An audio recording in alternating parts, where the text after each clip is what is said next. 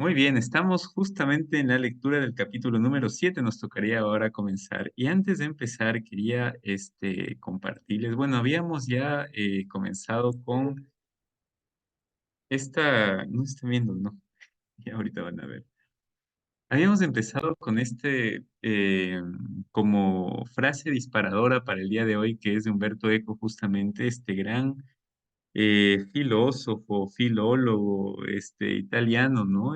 Creador también de esta rama del estudio de los símbolos, ¿no? De la semiología, un grande, ¿no? Un grande. Realmente decían que Humberto Eco era la biblioteca del mundo, le solían llamar, ¿no? Porque era una persona que dedicó toda su vida al saber, al conocimiento, y ese amor que tuvo hacia los libros, hacia las artes, las ciencias, le llevaron justamente de una vida muy rica, muy fecunda, ¿no? Nosotros quizá de los títulos que más nos acercan a Humberto Eco sea El nombre de la rosa, que por ahí o lo hemos escuchado en alguna película o quizá hayamos tenido la suerte y la dicha de leer su libro, que es una maravilla. O si no, también hemos nosotros quizá por ahí recibido algún curso sobre el símbolo, sobre semiología o sobre semiótica y ciertamente Humberto Eco debe haber salido por ahí o en algún ensayo, o en algún modo de hacer tesis, o en algún estudio medieval, o en algún lado, siempre Humberto Eco ha salido, porque, como repito, ha sido un hombre dedicado al conocimiento. Y quería un poco traerles hoy día a este autor para iniciar, porque realmente es el ejemplo de una persona que ha entregado su vida a los libros, ¿no? Tenía una biblioteca de más de 60.000 libros en su casa, imagínense lo que es eso. Toda su casa era una biblioteca prácticamente, ¿no? Y vivía en medio de libros, ¿no? Entonces, una de sus tantas frases sobre este amor hacia este objeto tan bello y tan noble es esta, ¿no? Es como si los libros fueran como una especie de invención perfecta, ¿no? Donde está todo el conocimiento contenido y donde podemos nosotros encontrar ahí un refugio. Entonces, bueno, invitarles a que podamos inspirarnos en la figura de Humberto Eco, que podamos sentir lo bonito y lo trascendente que tenemos frente a los libros, que sintamos que nuestra vocación como seres humanos, independientemente de a qué nos dediquemos, siempre va a estar pegada al conocimiento. Somos Homo sapiens, ¿no? Sapiens, sapiens. Gente que debería, por lo menos, aparte de todo lo que hace, dedicar una parte, una gran parte de su vida al saber, ¿no? Y el saber, por el puro amor al conocimiento, que es, creo yo, uno de los más nobles amores que puede haber. Entonces, bueno, que Humberto Eco también nos sigue inspirando, recomendarles sus libros. Yo creo que por lo menos una vecita en la vida habrá que leer a Humberto Eco, porque aparte de que su narrativa y su prosa es una maravilla, sus temas, su escritura, los contenidos, valen la pena, valen la pena. Así que invitarles también a que por ahí si ven el nombre de Humberto Eco en alguna estantería o si pueden ver la película El nombre de la rosa, más aún si pueden comprar el libro del nombre de la rosa y leerlo como otros que tiene, pues sería lindo. Y bueno. Bien, entonces, Humberto Eco, pasamos a nuestra lectura del día de hoy y quería comenzar con un resumen que esta vez no lo he hecho yo, sino que para variar un poquito el estilo, he tomado un resumen y un análisis muy cortito de Daniela Paolini, que es una profesora docente de aquí de la Universidad de Buenos Aires en literatura y letras y que ha hecho una especie de manual, tanto digital como físico, de toda la obra de Dostoyevsky. Realmente es un trabajo hermoso que ha hecho Daniela.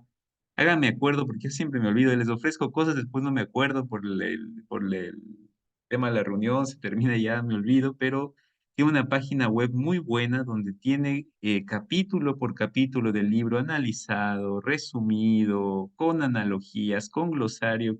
Es una obra de Paolini realmente completa de análisis, ¿no? Entonces, una dicha que podamos nosotros también sacarle jugo a ese trabajo que ella ha hecho. Entonces, del capítulo 6 nos dice lo siguiente. Voy básicamente a leer y por ahí comentar alguna cuestión que considere relevante, pero todo lo que voy a decir de ahora en adelante es tomado de ella, ¿no? De Paolini. Alexei Ivanovich cuenta que pasaron 2 días desde aquel episodio que ha producido revuelo, desorden, estupidez y bajeza, pone. ¿Qué revuelo es? Bueno, el hecho de haberse acercado a esta baronesa y este varón y haberles proferido una especie de insulto, de burla más que de insulto, ¿no? Bien, entonces, 2 días han pasado desde que se ha producido o él ha hecho este especie de insulto que ha causado revuelo, desorden, estupidez y bajeza y que no logra explicarse lo que le pasó. ¿Se acuerdan que al final del capítulo 5 decía que estaba como embriagado, ¿no? A veces siente que le falla la cabeza. Interesante. Al momento de acercarse a la baronesa, Alexei se quita el sombrero y le dice en francés que se considera su esclavo. El varón, desconcertado y enfurecido, le dice en alemán que se vaya, pero Alexei le dice Paul, en efecto, en alemán, y permanece parado mirándolo sonriente. Entonces el varón le pregunta si está loco, y Alexei responde con la misma palabra. Ante esta reacción, varón y baronesa salen apresurados. Cuando vuelve con Polina, ésta evita hablar con Alexei y se apresura para regresar con los niños al hotel. ¿No? Recordemos que este fue un mandato de Polina, ¿no? Para Alexei. A la noche, Alexei va a ver al general a su escritorio. En la reunión está presente el marqués de Gru. Después de escuchar el relato de Alexei de lo que le sucedió, como si su ofensa no hubiera sido nada grave, el general le dice que el varón, al enterarse de que Alexei pertenecía a su casa, le pidió explicaciones en el casino y casi lo reta a duelo. Imagínense lo fuerte de esto, ¿no? Luego le cuenta que se disculpó por él y que le aseguró al varón que Alexei dejaría de pertenecer a su casa. El general le da el dinero que le debe a Alexei y le dice que ya no cubrirá sus gastos en el hotel. Recordemos que es como si lo estuviera relevando de su puesto una especie de despedida, ¿no? Y que ya por lo tanto tampoco viviría a costa de él en el hotel, tendría que pagarlo él. Estábamos en una conversación tensa, ¿no? Alexei le dice al general que hizo mal en hacerse cargo ante el varón de lo que él hizo. ¿Y qué le dice? Alexei, no soy un hijo de sangre, no estoy bajo su tutela y usted no puede responder por mis actos.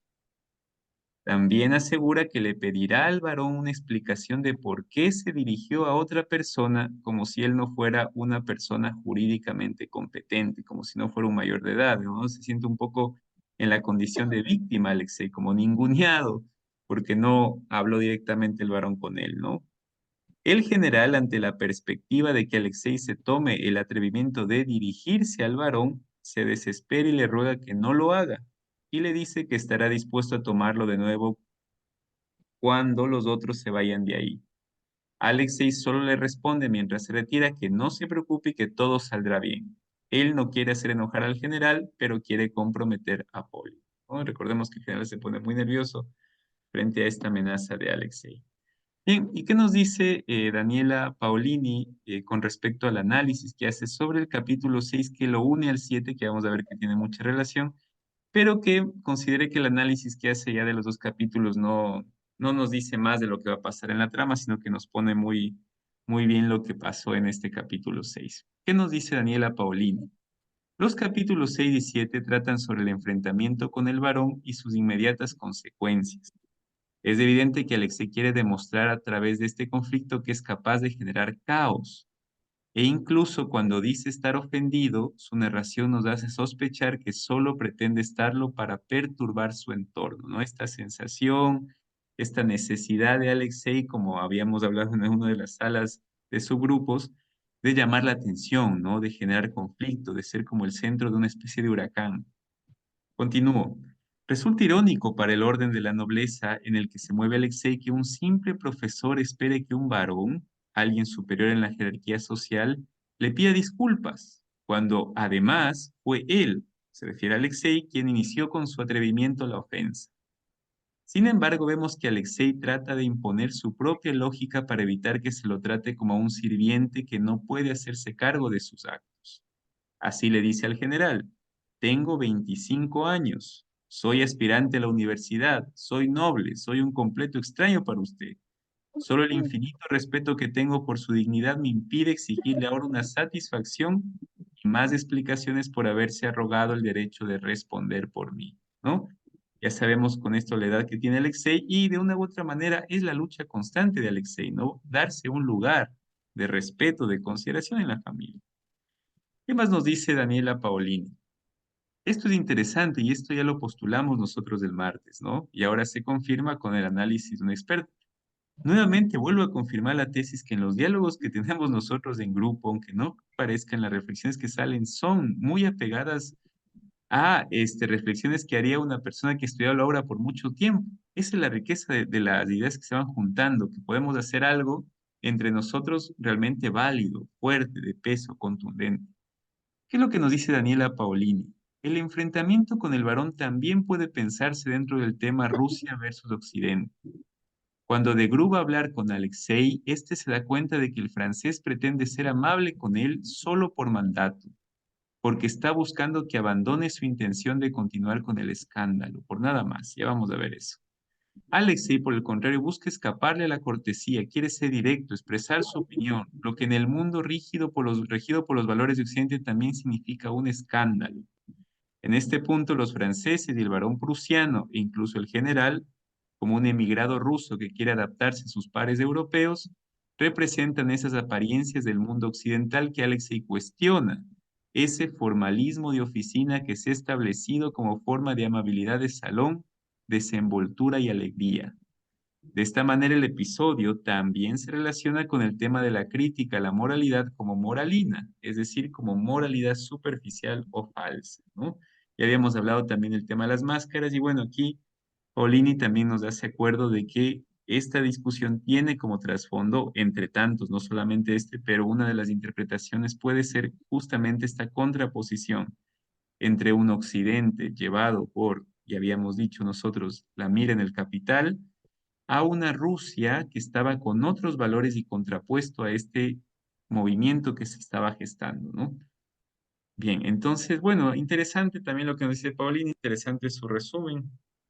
Yo creo que nos ayuda a todavía ahondar más en lo que ya nosotros estábamos como leyendo. Así que bueno, ese es otro punto de análisis. Y ahora sí, creo que ya con eso podemos iniciar con la lectura del día de hoy. Ahí va.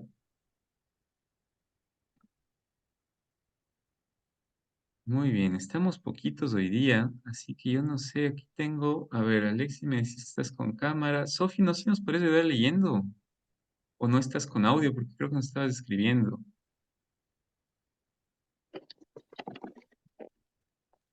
No, creo que no, Sofi, creo que está haciendo. Eh, ¿Quién más? Cari, no sé si nos puedes ayudar, porfis. Claro, dame solo un segundito ya, porque estoy con un poco de bulla afuera, voy a cerrar la puerta. Dame un Dale, segundito ya. Ya. no te preocupes. Muy bien, yo quería ver, sí. ¿Están viendo ahorita el PPT o Ya, están viendo el... allá, perdón. ¿Están viendo? ¿Qué están viendo? No sé qué están viendo. Estoy viendo el libro ahorita. Ah, ya, ya, buenísimo. Dale Ujú. entonces. Ya, a ver. Entonces inicio. Esta mañana he llamado al camarero y le he dicho que me abran una cuenta aparte. Mi habitación no es tan cara como para que deba tener miedo y haya de abandonar definitivamente el hotel. Tenía 16 Federicos y abajo, quizá la fortuna. Cosa extraña. Todavía no he ganado, pero ya me comporto, siento y pienso como un hombre rico y no sé verme de otra manera. A pesar de que era temprano, tenía el proyecto de ir a ver a Mr. Astley al hotel de Inglaterra, muy cerca del nuestro.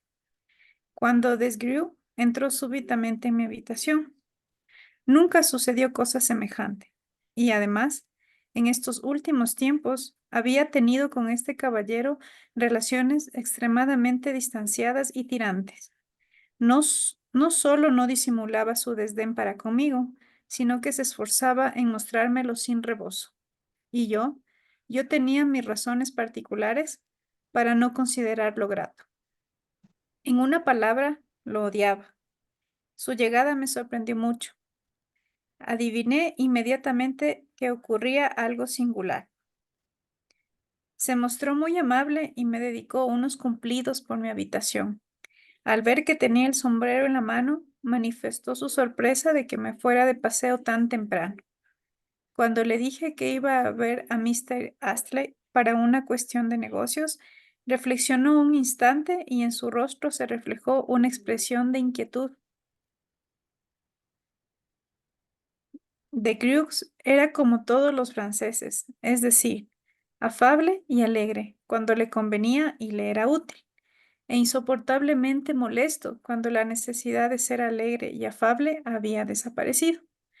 El francés es raramente amable al principio. Diríase que es amable por orden, por cálculo. Si, por ejemplo, ve la necesidad de ser, contrariamente a lo habitual, fantástico y original, la fantasía más absurda y artificiosa adquiere en él formas admitidas de antemano y desde hace tiempo situadas en la categoría de la trivialidad. En su estado natural, el francés se integra en el positivismo más burgués, más mezquino y más vulgar. Es, en resumen, el ser más molesto que hay en el mundo. A mi juicio, solo los novatos y sobre todo las jovencitas rusas pueden caer bajo el encanto de los franceses. Todo hombre, como debe ser, advierte inmediatamente y siente aversión por esa repetición en serie de las formas establecidas de una vez para siempre, de la amabilidad de salón, de la desenvoltura y la jovialidad. He venido a verle para un asunto, comenzó con desenfado, aunque muy cortés. No le ocultaré que vengo de parte del general, en calidad de embajador, o mejor dicho, de mediador. Como no sé muy bien el ruso, ayer casi no comprendí nada, pero el general me lo ha contado todo detalladamente.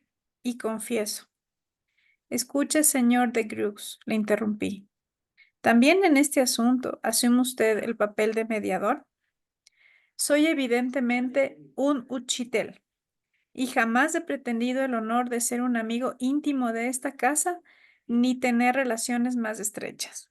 Además, hay circunstancias que ignoro. Pero dígame una cosa, ¿acaso se considera usted ahora un miembro de la familia?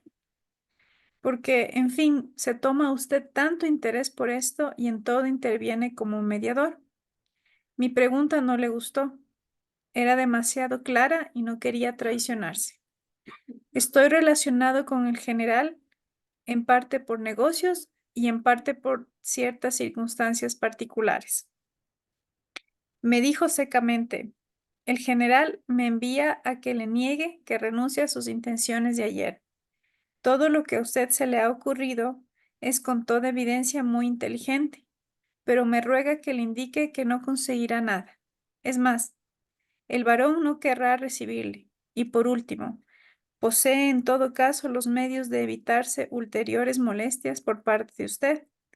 Convendrá usted en ello. Y dígame, ¿para qué ponerse testarudo? El general le promete volver a tomarlo a su servicio cuando las circunstancias le permitan readmitirlo y pagarle hasta entonces sus honorarios vos appointments. Es ventajoso. ¿No lo cree usted? Le repliqué muy tranquilamente que se equivocaba un poco, que quizás el varón no me echará, sino al contrario, me escuchase. Ya, le rogué que reconociera que había venido a saber qué estaba dispuesto a hacer.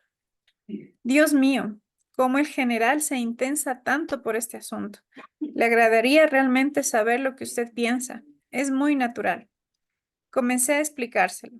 Me escuchaba arrellanado en su asiento, con la cabeza ligeramente inclinada hacia mí y un brillo de ironía no disimulada en sus ojos.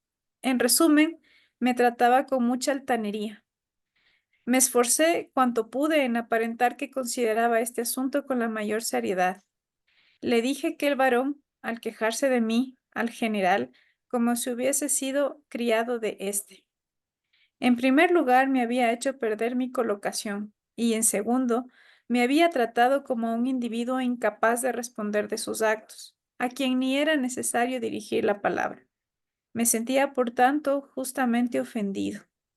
Sin embargo, teniendo en cuenta la diferencia de edad, la situación social, etcétera, me costó mucho contener la risa al llegar a esto. No quería cargar sobre mí otra insensatez, es decir, exigir francamente del varón, o aunque solo fuera ofrecérsela una reparación. Sea como fuera, consideraba que tenía perfecto derecho a presentarle, sobre todo a la baronesa, mis excusas. tanto más cuanto que realmente en estos últimos tiempos me sentía enfermo, estaba deprimido y, digámoslo así, de humor caprichoso, etcétera.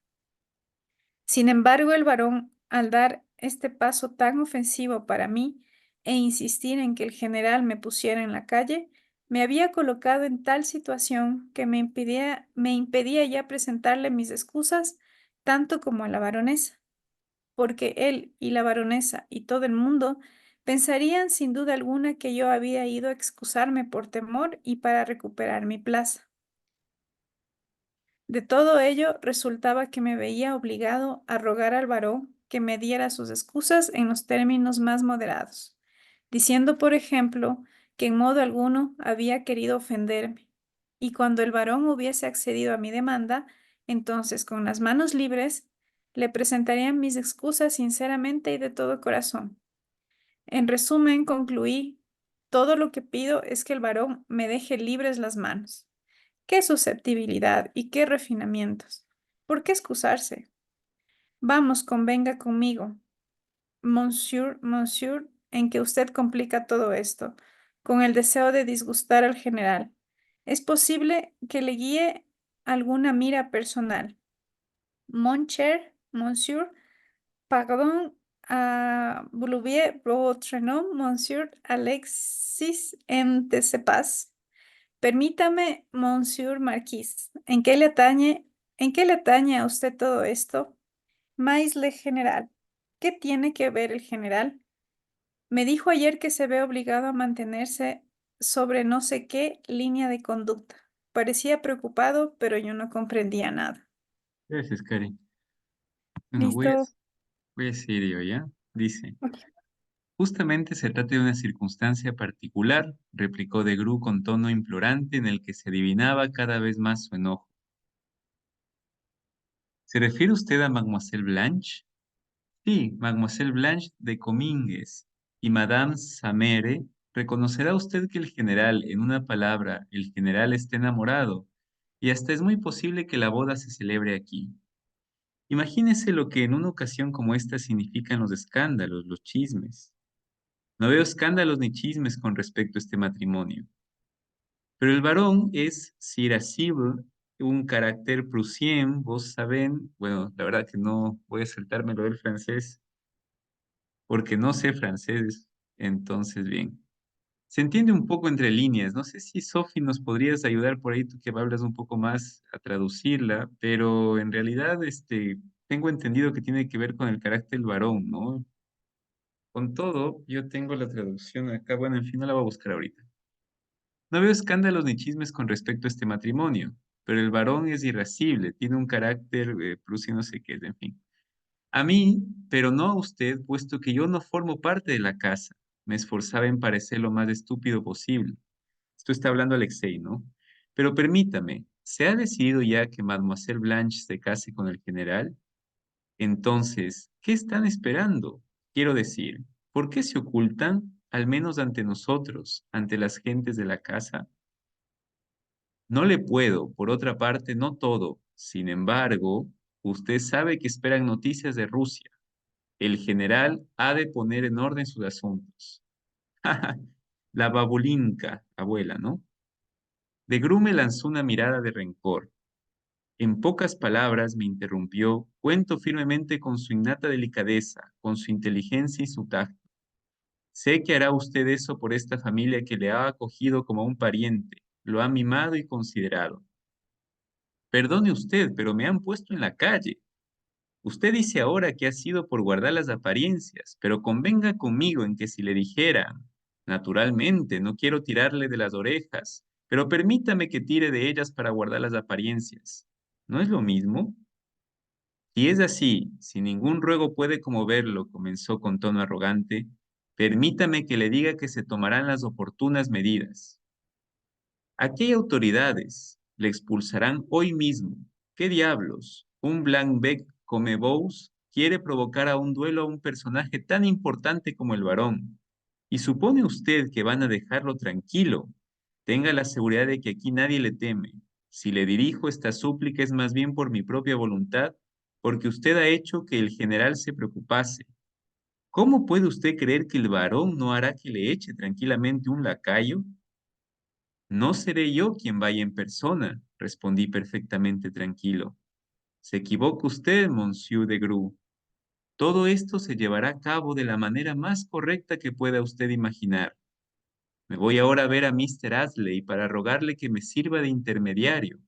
En una palabra, que sea mi second. Este caballero me tiene afecto y sin duda no se negará. Irá a ver al varón y el varón lo recibirá. Aunque yo sea un uchitel, ya habíamos puesto un preceptor, una especie de profesor, ¿no? Y aparentemente un subaltern, un ser sin defensa, Mr. Isley es sobrino de un lord, de un verdadero lord. Todo el mundo lo sabe, de Lord Pibrook. Y ese lord está aquí. Tenga la seguridad de que el varón será cortés con Mr. Astley y le escuchará. Y si no le escucha, Mr. Astley considerará esto una ofensa personal. Usted sabe cómo son los ingleses. Enviará a uno de sus amigos al varón y los tiene muy buenos. Vea usted ahora que el desenlace puede ser muy distinto del que usted se imagina. El francés estaba positivamente asustado. De hecho, todo esto rozaba muy de cerca la verdad y parecía realmente que yo me hallaba en condiciones de armar un escándalo.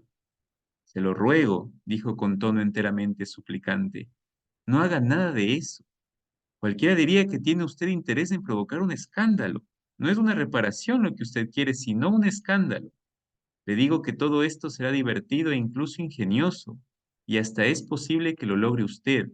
Pero, en una palabra, concluyó al ver que me levantaba y tomaba el sombrero, he venido para hacer la entrega de estas palabras de una persona. Lea, me ha rogado que aguarde la respuesta. Sacó del bolsillo un pliego doblado y sellado y me lo entregó. La mano de Paulina había escrito: Parece que usted proyecta llevar más lejos esta historia. Se ha enfadado usted y empieza a hacer chiquilladas, pero hay circunstancias particulares que acaso yo le explique algún día. Por favor, sea usted razonable. ¡Qué estupidez todo esto! Me es usted necesario y me ha prometido obedecerme. Acuérdese del Slangenberg. Le pido que sea obediente y, si es preciso, le doy la orden de que lo sea. Suya, P. Postdata. Si se ha molestado conmigo por lo que sucedió ayer, perdóneme. Me pareció que todo danzaba ante mis ojos cuando leí estas líneas. Mis labios palidecieron y me puse a temblar. El maldito francés había adoptado un aire de discreción y volvía los ojos como si no quisiera ver mi turbación. Habría preferido que se hubiese reído en mis barbas. Bueno, dije, dígale usted a la señorita que se tranquilice. Sin embargo, permítame que le pregunte, añadí bruscamente, ¿por qué ha esperado usted tanto tiempo para entregarme esta nota? En lugar de decir tonterías, creo que debió usted de haber empezado por ahí, si realmente vino para cumplir este encargo. Oh, en realidad, todo esto es tan extraño que usted sabrá disculpar mi natural impaciencia. Deseaba saber lo antes posible y a través de sus propias palabras cuáles eran sus intenciones. Por otra parte, ignoro lo que dice esa nota y pensé que siempre estaría tiempo de entregarse. Comprendo. Le ordenaron a usted sencillamente que me la entregara solo en el último extremo y que no lo hiciera si de viva voz podía solucionar el asunto. ¿No es esto? Respóndame francamente, señor de Gru. Peuetre, dijo afectando una extrema reserva y observándome con una extraña mirada. Tomé el sombrero, él me hizo un saludo con la cabeza y salió. Creí ver en sus labios una sonrisa burlona. ¿Cómo podía ser de otro modo? Ya ajustaremos las cuentas, Verde. Mediremos nuestras fuerzas, murmuré mientras bajaba la escalera. Todavía no podía poner en orden mis ideas. Me parecía que me habían dado un mazazo. El aire fresco me sentó bien. 2 minutos más tarde, en cuanto pude comenzar a reflexionar, se me ocurrieron claramente dos ideas. La primera era que una diversión pueril y algunas amenazas inverosímiles pronunciadas el día anterior por un muchacho habían provocado una alarma universal. La segunda fue: ¿qué influencia tiene ese francés sobre Paulina? Una palabra suya y ella hace todo lo que sea. Escribe una nota, llega hasta a rogarme. Evidentemente sus relaciones, desde el momento en que los conocí, habían sido siempre un enigma para mí. Pero, no obstante, en estos últimos días yo había observado en ella una verdadera repulsión, incluso desprecio por su parte hacia el francés. En cuanto a él, ni siquiera la miraba, e incluso se comportaba con ella groseramente. Así lo había advertido yo. La propia Paulina me había confesado su aversión. Había dejado escapar dos confesiones extremadamente significativas. Por tanto, él la tiene dominada. La tiene bajo su férula. Muy bien, y avanzamos un poquito más. No sé quién está, quién quisiera leer más bien, abro el micro, no sé quién está por ahí disponible para ayudarnos. Como está con el tema de la luz, el que se anime adelante.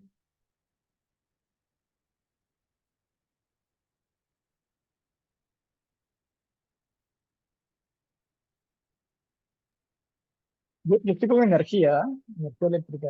Dale, Chinito, dale, sí, sí, sí. Las partes en francés omitamos, las menos que sean muy importantes de aclarar. En realidad son frases nada más, así que bueno.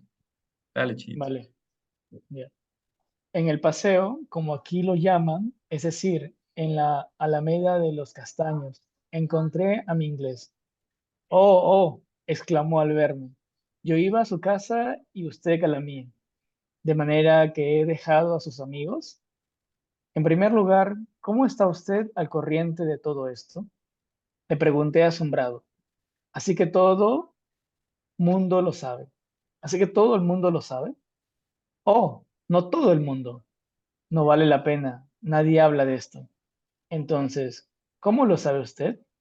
Lo sé, o mejor dicho, he tenido la ocasión de saberlo. Aunque irá, ¿a dónde irá usted ahora? Le tengo amistad y por eso iba a verlo. Es usted extraordinario, Mr. Aslade, le dije. Estaba asombrado. ¿Cómo había podido enterarse? ¿Y cómo todavía no le ha tomado café? No he tomado café. Y sin duda usted se ha desayunado mal. Al menos al casino. Vamos al casino. Fumaremos. Se lo contaré todo. Y usted también tendrá algo que contar. El café estaba a 100 pasos.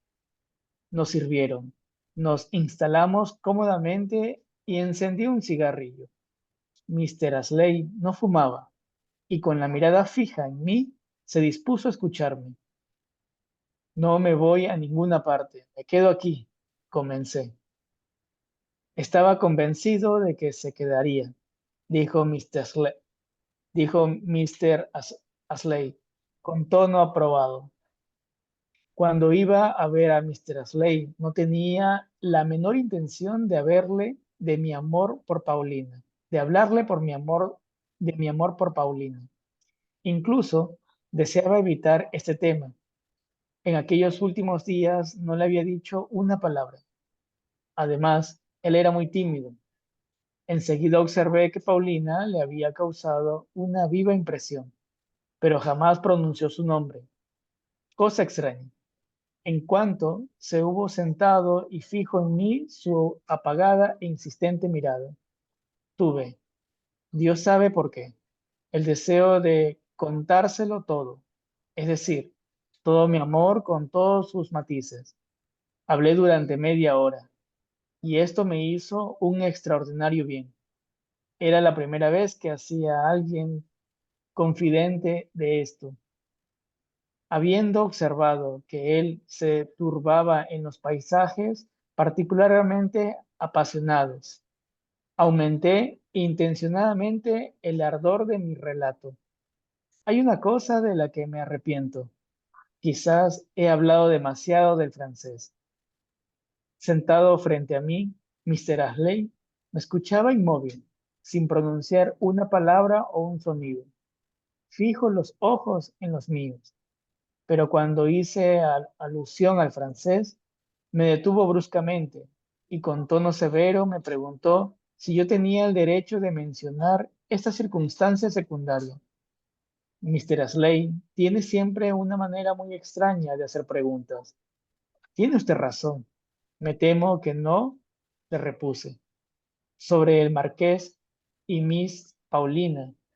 No pude decir nada en concreto, aparte de manifestar simples suposiciones. No, nada en concreto. Claro está, respondí. Es así, usted se ha equivocado no solo al hablarme de esto, sino incluso al pensar en ello. Bueno, estoy de acuerdo, pero por el momento no se trata de esto. Le interrumpí sorprendido. Entonces le conté todo lo ocurrido al día anterior, con todos sus detalles, la ocurrencia de Paulina, mi aventura con el varón, mi despido, la extraordinaria cobardía del general y por último le conté minuciosamente la vista de Screw. Al final le mostré la carta. ¿Qué deduce usted de esto? Le pregunté. Iba a verle precisamente para preguntarle su opinión. Por lo que a mí por lo que a mí respecta, mataría con gusto a ese pisaverde francés, que quizás lo haré. Yo también, dijo Mr. Astley, por lo que se refiere a Paulina. Ya sabe usted que muchas veces nos relacionamos con personas a quienes ex, ex, execre- execre- execramos, si la necesidad nos obliga a esto. Es posible que entonces haya relaciones que usted ignore y que depende de circunstancias accidentales. Creo que puede usted estar tranquilo, en parte, claro está.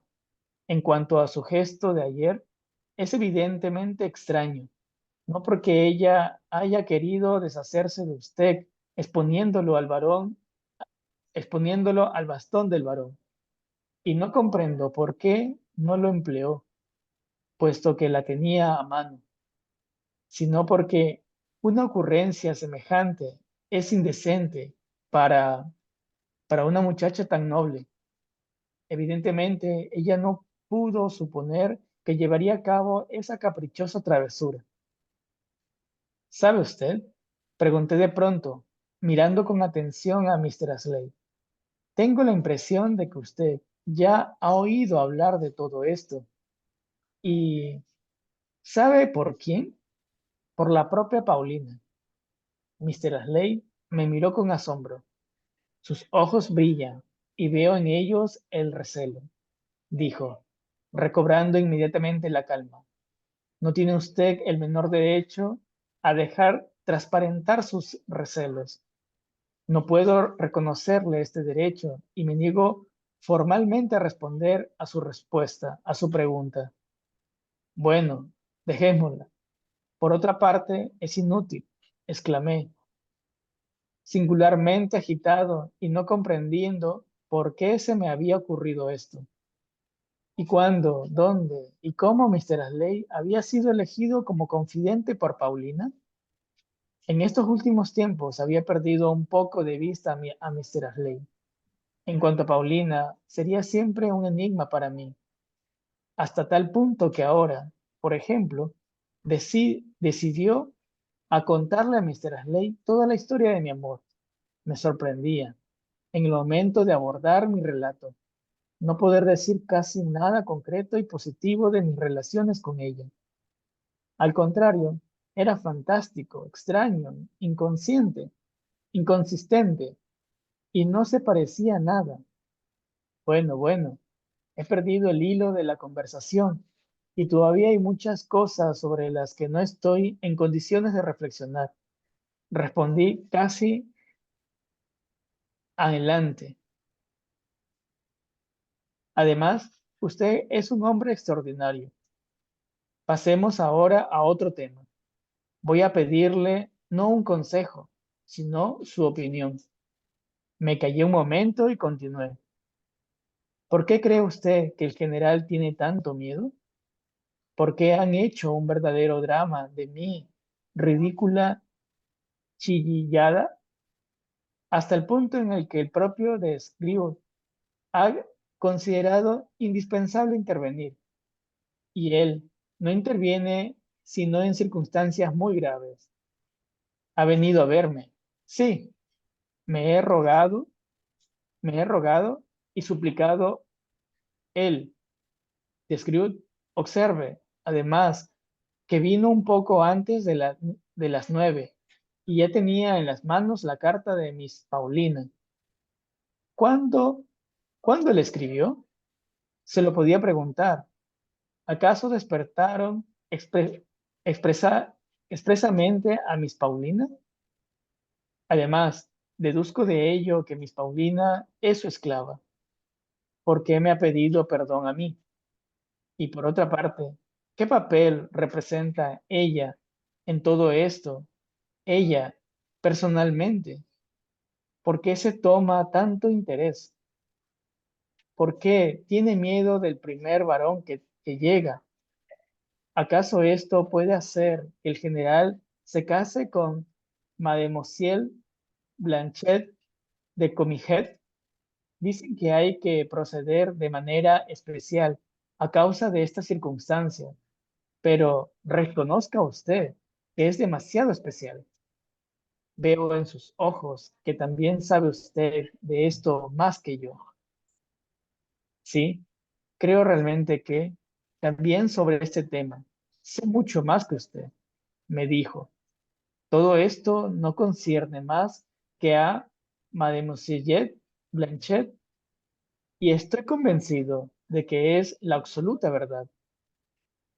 ¿Qué tiene que ver con esto, Mademoiselle Blanchette?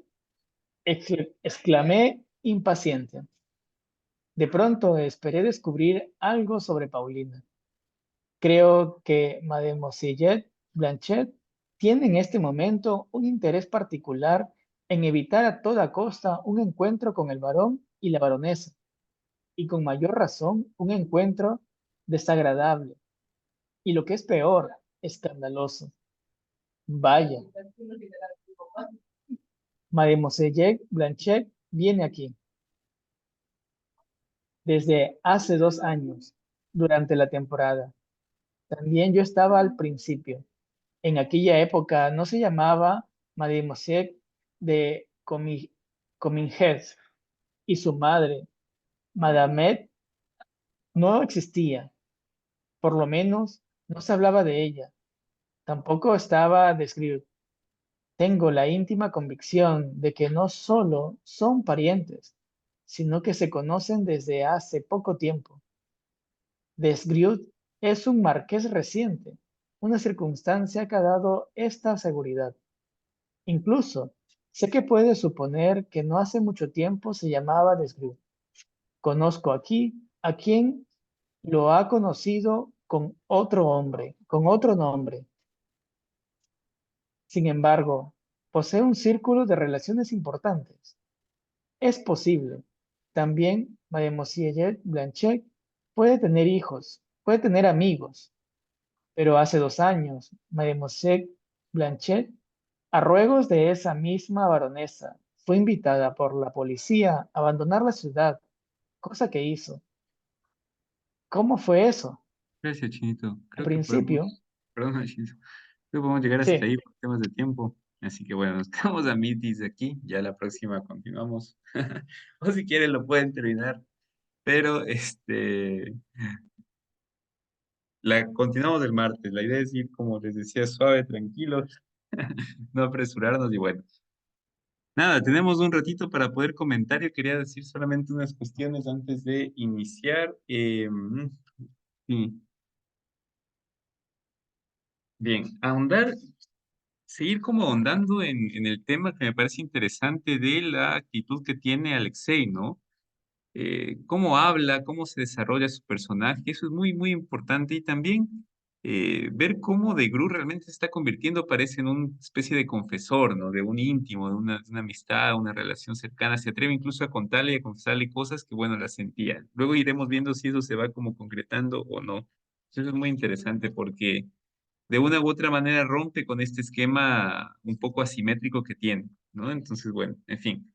No sé qué les ha llamado la atención esta lectura, qué les ha parecido, qué cosas rescatan, qué cosas les llaman la atención, o qué reflexiones pueden ir como elaborando con respecto a lo que leímos para nuestra vida, ¿no? Que también es la idea poder como vincularlo con lo que nos va pasando. Así que bueno, micros abiertos, dialoguemos un ratito y nos vamos escuchando.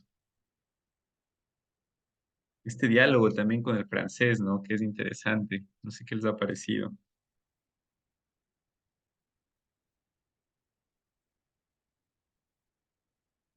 Bueno, yo quiero dar un comentario sobre sobre esta parte que he leído. Em, en realidad lo que veo en todo el libro es que todas las personas de aquí tienen una máscara, ¿no? Y en verdad ahorita de Gru, así se pronuncia, de Gru como que quiere acercarse al Alexei, pero siento que es por algo en específico. O sea, siento que todos tienen como un interés. Así le siento a todos en en esta novela. O sea, como que ninguno hace nada como que porque le nace o porque es así, sino que tienen como un interés escondido. Y siento que él, no sé, más tarde es como que se hacen amigos, pero algo va a pasar después. Pienso eso, no sé, hay que seguir leyendo. Pienso que la personalidad también de Alexei es como una persona rebelde que quiere hacerse notar. De alguna forma también un poco como inmaduro, como un niño. Al menos esa es como que mi percepción. Ujú. Eso. Gracias, Cari. Sí, no, agradecerte por tu comentario porque en realidad se une muy bien a esto que decía Cano y Plácido, que lo leímos el martes, esto del tema de las sombras, ¿no? Es un relato de muchas sombras y no solamente por lo denso que puede parecer justamente estas relaciones que tú dices de sentir que no hay como amabilidad, no hay como honradez, no hay como, ¿no? Una especie de sinceridad, sino que todo está como ensombrecido, parece que la gente oculta algo, no se termina a ver bien qué es lo que oculta. Y el francés, para mí es un personaje repudiable, ¿no? A mí me causa mucho, o sea, ya como hasta donde vamos leyendo como personaje de la historia, me causa a mí mucha repulsión, porque primero que es un personaje que es como muy egocéntrico, ¿no? O aparece así, como desprecia al resto, no quiere ver nada, se hace ahí como el dueño de la casa. Después, como tiene plata, le tiene como un poco atado al general, ¿no? Y por otro lado, cuando le conviene, comienza a actuar así de manera tan lisonjera. Y lo que hace ahorita con Alex y me parece terrible, ¿no? O sea, él ya sabía que la carta era de Paulina, sabía que frente a lo que le dice Paulina, Alexei no tiene opción y sin embargo espera hasta el último, ¿no? Hasta que Alexei reaccione como reacciona, además su discurso le hace quedar un poco en ridículo. Entonces es un personaje que a mí me causa mucha repulsión porque, no sé, son personalidades muy egocéntricas, ¿no? Donde han puesto todo su amor o han volcado toda su energía de amor en el yo y no han podido como sacarla a un otro. Tan fuerte es inclusive, miren, el tema del narcisismo como el tema con relación al francés, ahorita me acabo de acordar, que inclusive Freud, cuando escribe justamente sobre el narcisismo, dice que esas personas él no puede tratar, porque simplemente no tienen la capacidad ni siquiera de salir y de ver otras cosas, ¿no? Están tan centradas en sí mismos que no hay forma, o sea, con ellas no podría hacer ningún tratamiento, ¿no? Es interesante esas personalidades. Bueno, gracias, Cari, por tu reflexión. Quisiera comentar algo sobre lo que vamos viendo en en la narrativa.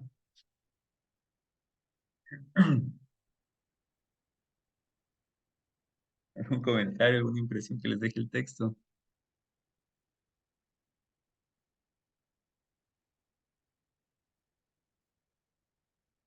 No pues no quisiera, tengo preguntas. Si quieren, hacemos un poquito de preguntas como para suscitar diálogo también. Este, miren, puntos claves, ¿no? De lo que acabamos de leer ahora. Justamente, nuevamente volvemos al tema de Occidente-Oriente, ¿no? Es decir, no nos olvidemos que le dice a él o le describe al francés como un positivista. No sé si se acuerdan que leímos esa parte, le dice que es como una especie de positivismo está fuerte, duro. No nos olvidemos que el positivismo es esta corriente de pensamiento filosófica y científica que solamente pugna por lo material, ¿no? Como si solamente existiera la materia pura y dura, el método científico, y no pudiéramos abrirnos a los sentimientos, ¿no? No existe nada más allá de lo comprobable, de lo medible. Por eso también da una sensación de frialdad, ¿no? Este positivismo duro, donde solo importan los números, los cálculos, lo que puede ser como demostrable experimentalmente, ¿no? Es como también en ese sentido, el francés encarna la época en la que se está viviendo, ¿no? La industrialización, la revolución industrial que un poco Alexis nos había comentado cuando nos habló del contexto. Yo no sé qué piensan con respecto a esta figura, ¿no? Es decir, frente a un Alexei un poco más realista, más caotizado con sus sentimientos, ¿no? ¿Cómo les parece la figura, en cambio, de un francés? Y lo topo esencialmente con él porque en este capítulo hay como esa vinculación entre los dos, más frío, más duro, poco perceptivo con las emociones, ¿no? Eh, no sé qué les parece, ¿vivimos un mundo así? ¿Seguimos con este mundo positivista, fuerte, clásico, duro? ¿O creen que hemos ya superado este tipo de cosas y estamos en un mundo más compasivo? No sé qué percepción tienen. Sería bonito conversar sobre eso. Y otro punto que les pongo como a flote, que también lo trata esta profesora de acá de la UBA, es el tema de las metáforas que hay con respecto a lo que estamos leyendo ahora en este capítulo que no lo hemos terminado, pero que es interesante las vinculaciones de familia, ¿no? El concepto de familia para el autor antes no existía como existe ahora. O sea, nosotros nos escandaliza un poco porque decimos, pucha, pero ¿cómo va a ser así que se esperando que se muera la abuela y que se case con la que más plata tiene? Y esto es que antes era así, ¿no? Los matrimonios eran construcciones sociales, ¿no? Uno decía se casa esta con este y este con otra y no pasaba más. Incluso el tema de las infancias, de los niños, no era un tema como ahora, ¿no? Con los derechos y todo eso no existía. Entonces estamos en otra sociedad, con otra especie de configuración de familia, que pugna más por los intereses económicos. ¿Ha cambiado esto? ¿Creen que ahora la relación de amor puede ser como vista de otro punto? Sería bonito, yo les ofrezco para el martes traer un análisis sobre ese tema del amor, ¿no? En cuanto a las relaciones familiares que aquí se ven. Pero ¿qué les parece? No sé, podríamos quizá estos dos puntos para hablar eh, como disparadores. Igual podemos hablar de cualquier cosa, ¿no? Por ahí sí se animan a conversar. ¿Cómo la ven?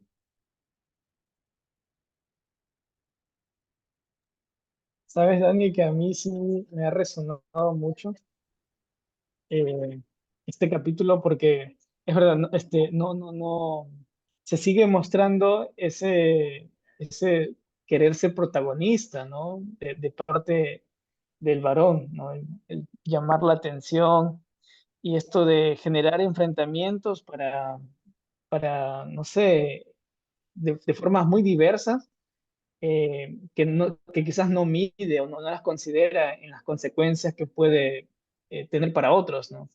Eso sí me llama la atención y yo creo que sí tiene que ver un poco con lo que mencionas sobre lo extraño que es para él estar en una situación en donde no sea su perfil el que quizás como varón se toma como mayor relevancia, sino que hay otros factores que quizás ahora se están midiendo, se están trabajando y su forma de que quizás acostumbraba o añoraba que ocurriera en su vida no se da, es como lo que le genera más tensión, como que le genera más estrés, más pensar en qué más hacer para mostrarme, para hacer notar que estoy aquí y que lo estoy porque lo he estado deseando desde pequeño o porque lo escuchaba que así iba a ser. Pero ahora es verdad, son otras formas y pienso que eso le hace actuar como lo está haciendo, ¿no? Mostrando varias y múltiples formas eh, que de alguna forma tienen su consecuencia porque quien está observando se pone a preguntar qué es lo que pasa por su cabeza, ¿no? ¿Qué está ocurriendo para que de una u otra cosa accione eh, sin encajar un poco de lo que ocurre en el presente, ¿no? Ujú. Como que él añora algo que quizás esperaba en el pasado, que pasó antes. Sí, gracias, Chinto. Es muy interesante lo que dices porque en realidad, como mencionas, es como esta búsqueda de ser el centro. Y recordemos que sigue estando en un juego constante, Alexei, ¿no? O sea, el jugador no es solamente el del casino, el jugador es él. O sea, es su modo de estar en la vida, ¿no? Juega inclusive con el amigo que se está consolidando recién la amistad, le dice, no, yo voy a hablar, pero si, el francés le dice, pues si no tienes ningún acceso a un varón como ellos de la nobleza y de esa sociedad, no está en tu jerarquía, le dice el francés, ¿no? Y él le responde, bueno, pero tengo un amigo, ¿no? Que es de Gru, él me va a ayudar y vas a ver que voy a llegar a hablar con él a través de mi amigo y todo. Está todo el tiempo confabulando cosas, es decir, em, hay momentos que yo creo que nosotros también retamos de esa manera la estrategia en la vida, ¿no? Es decir,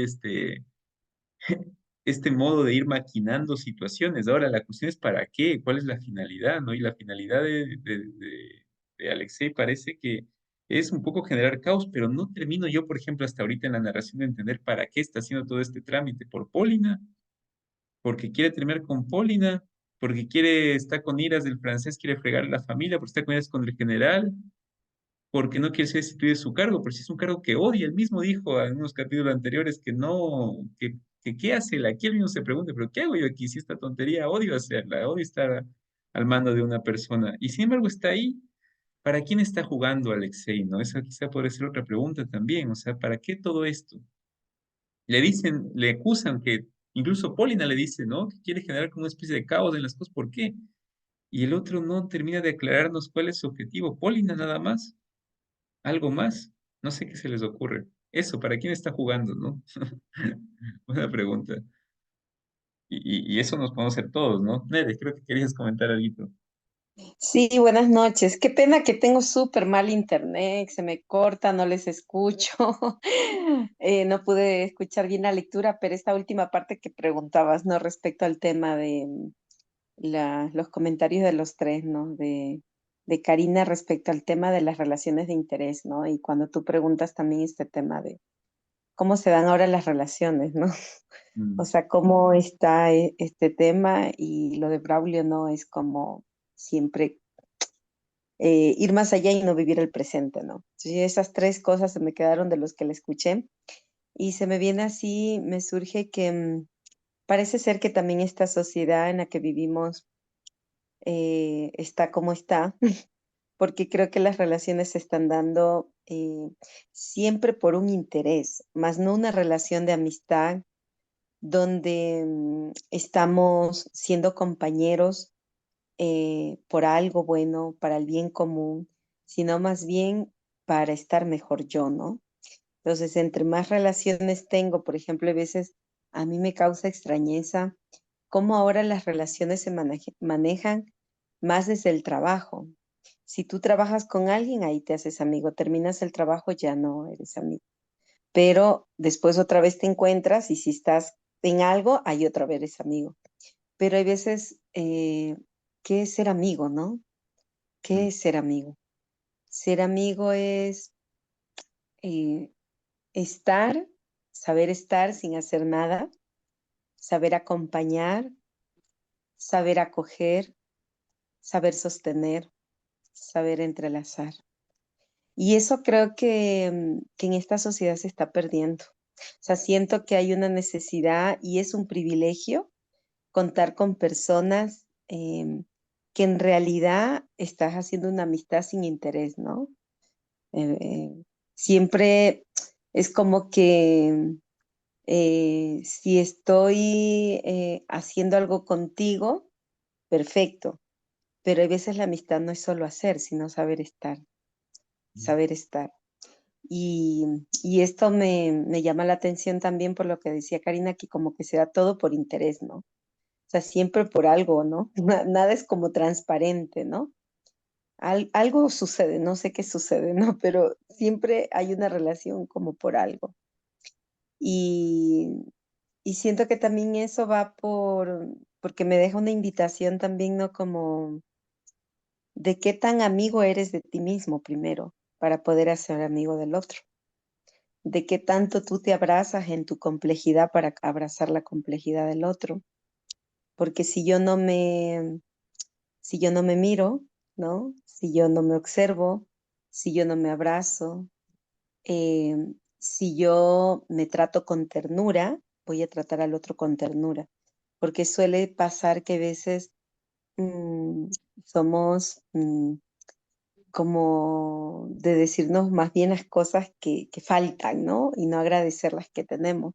Entonces, si tenemos esa mirada, es como difícil al otro también no tener esa mirada de juzgamiento, sino más bien de ver sus potenciales y de agradecimiento.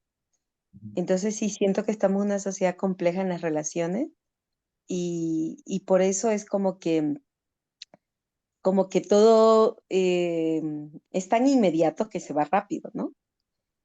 Hasta el tiempo. O sea, yo siento ahora que el tiempo se me va como el agua. O sea, siento como que me levanto de mañana y ya están las 11 de la noche y de repente ya estamos en octubre ya vamos a pasar, o sea, este año se me fue volando, ¿no? Entonces siento como que o a las 24 horas nosotros le queremos dar más de lo que puedes hacer, entonces se te va volando, o es que no estás gustando de cada paso, de cada etapa, de cada minuto, de cada instante. Y eso también es como mirarme y sentirme también eh, que tengo que saborear más el paso a paso de mi vida. Eso, nada más. Muchas gracias, Nere. No, gracias por regalarnos esta lucidez de comentario y yo quería como rescatar algunas cosas que me has dejado también sonando. Eh, sí, por un lado, claro, la gratuidad de la presencia del otro, ¿no? Es curioso, porque ahora el tema del interés, como tú mismo decías, parece que se filtra en la vida, ¿no? Es decir, hay un discurso de la reciprocidad mal llevado, que nos hace pensar que todo tiene que ser recíproco en el sentido de oferta-demanda, ¿no? ¿Cuánto me das, cuánto recibo?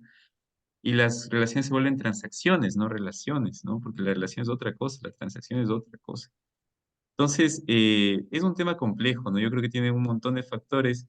Sin embargo, me vino a la mente ahora que te escuchaba este pasaje de la Divina Comedia de Dante, cuando vienen las almas del segundo círculo del paraíso y se acercan a Dante que está llegando y con una presura, con un amor, con un cariño, se acercan donde él y le dicen gracias porque nos ayudas a incrementar nuestro amor, ¿no?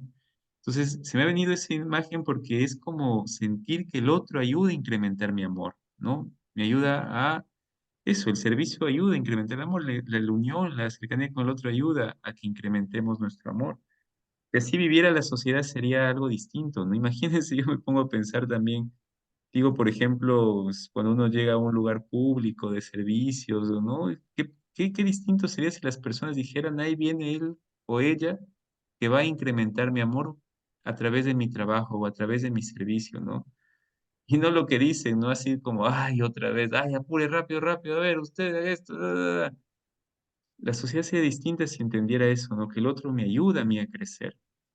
Pero bueno, y lo otro que quería como comentar también, eh, de lo segundo que planteabas, ¿no? El tema de las máscaras y todas estas vinculaciones así oscuras y sombrías. Yo algo que rescato de Alexei es que tiene tiempo para pensar, ¿no? Y como tú decías, creo que quizás sí tengamos que darnos en el día un tiempito para reflexionar, ¿no? Y no se puede reflexionar en compañía, lamentablemente, a cosas existenciales, no hay que hacerlo solos.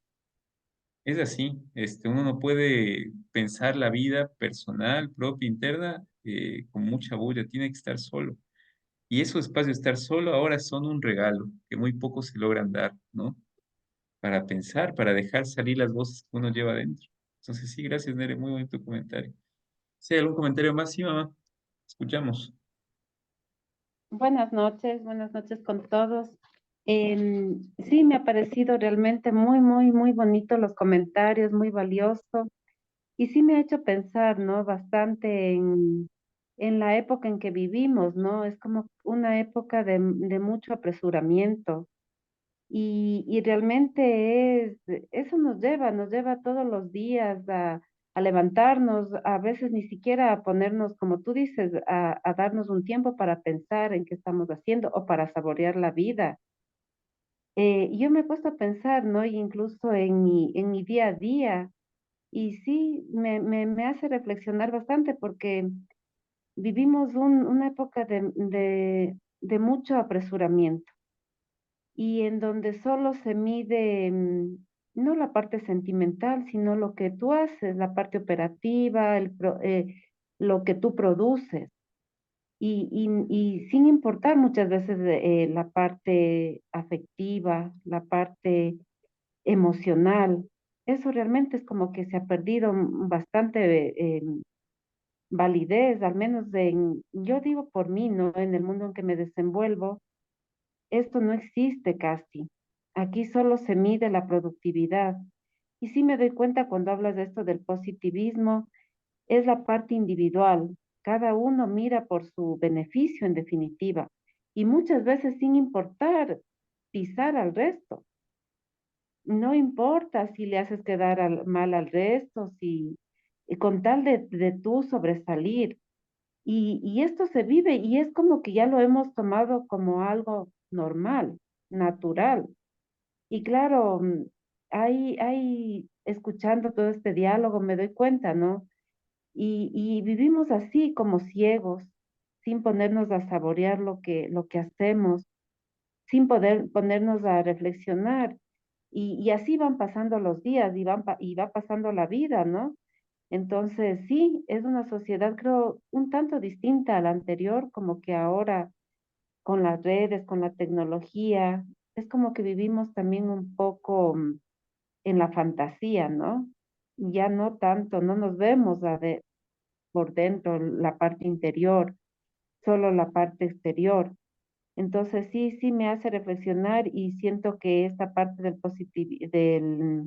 positivismo era lo que decías, ¿no? En Ujú. donde solo vemos por nosotros, en la parte individual, es verdad.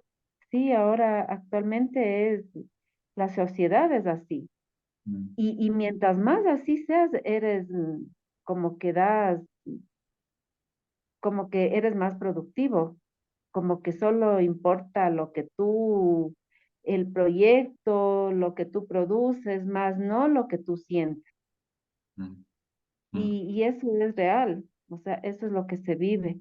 ujú. Y claro, y a veces ahora actualmente las familias, incluso entre los miembros de la familia, no hay tiempo para sentarse a dialogar, a ver cómo nos ha ido. O sea, ya eso es como que se ha perdido, ¿no? Es un mundo demasiado rápido, creo yo. Eso. Gracias, mamá. Sí, también agradecerte por tu comentario, porque en realidad se ha un poco hecho como el ser humano como máquina, ¿no? Eso es un poco también el positivismo.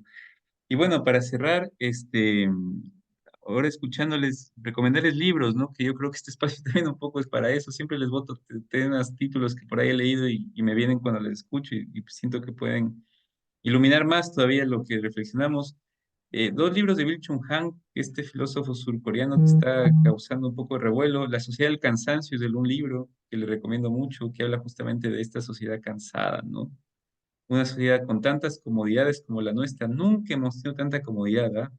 Nunca. En la historia de la humanidad ha habido tanta comodidad como ahora y sin embargo estamos más cansados que nunca.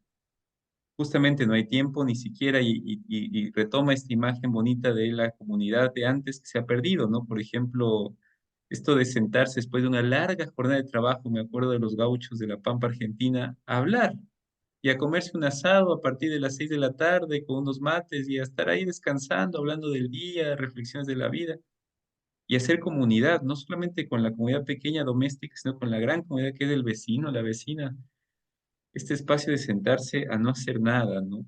Eh, Buen libro La sociedad del cansancio o La vida contemplativa, que es del mismo autor de Bill Chung Han, que nos habla sobre esta necesidad que tenemos ahora en un mundo que nos absorbe. Y el último libro de Henry David Thoreau, que es un filósofo muy bueno, que se llama Walden, donde tiene una frase hermosísima que dice, fui a los bosques porque quería vivir deliberadamente, encontrar la respuesta honda de la vida, porque no quería en el momento de morir darme cuenta que nunca había vivido, ¿no? Esa es la idea, no darnos cuenta en el momento de la muerte que no hemos vivido. Sería como ratas que están huyendo del barco que se está incendiando, ¿no? Ojalá no lleguemos así al final de nuestros días. Bueno, gente, nos despedimos, cuídense mucho y nos veremos el martes. Abrazo grande. Chao, chao, Muchas disfruten de la Nos familia. gracias. vemos. Chao, chicos.